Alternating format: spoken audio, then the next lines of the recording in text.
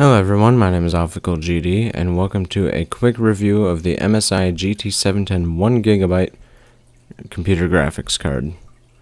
This graphics card is clearly not meant for gaming, and especially price-wise, you can see it going about $60 brand new on Newegg, and depending on if you go on eBay, it can be even worse. I've seen them as high as 170. But is this card actually good for gaming? Well, it uses PCI 2.0 and it only uses 8 of the 16 lanes, 192 CUDA cores, 954 MHz core clock, 1 gig of DDR3 VRAM, and a 1.6 GHz memory clock. So not very powerful. However, editor's note here, I could not get TimeSpy or Firestrike to work, even though this is a DirectX 12 capable card. It told me my hardware was not compatible, so there are no benchmarks for those. Moving on, we are doing Dark Souls Remastered. 1080p, anti-aliasing is off. We averaged 16 FPS with a minimum of 14, maximum of 20. 1% low of 14, and a 0.1% low of 12. It ran worse than the 360 version, but looked better visually. All in all, not a good time. Now for Doom 2016, this was 1080p low, 85% resolution scale, and anti-aliasing off. We averaged 7, got a minimum of 5, a maximum of 9 FPS, with a 1% low of 4 and a 0.1% low of 3.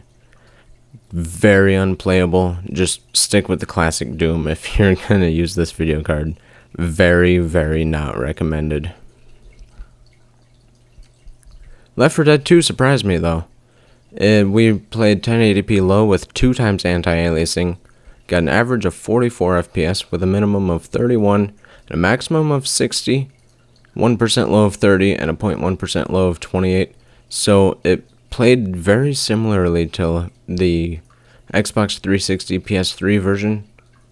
It seemed pretty much all in all like a console experience.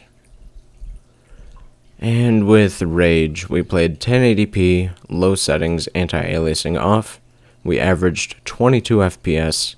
Had a minimum of 14, maximum of 45, which surprised me, 1% low of 13, and a 0.1% low of 8. It was a very stuttery mess.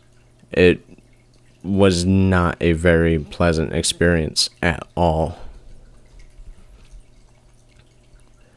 And we have, to finish it off, Spyro Reignited 2, Ripto's Rage, 1080p, low, anti-aliasing off. We averaged 17 FPS with a minimum of 13, maximum of 19, 1% low of 12, and a 0.1% low of 10. It looked and ran worse than the PlayStation 1 version. Stay away from it. It's probably cheaper to get the PS1 version anyways.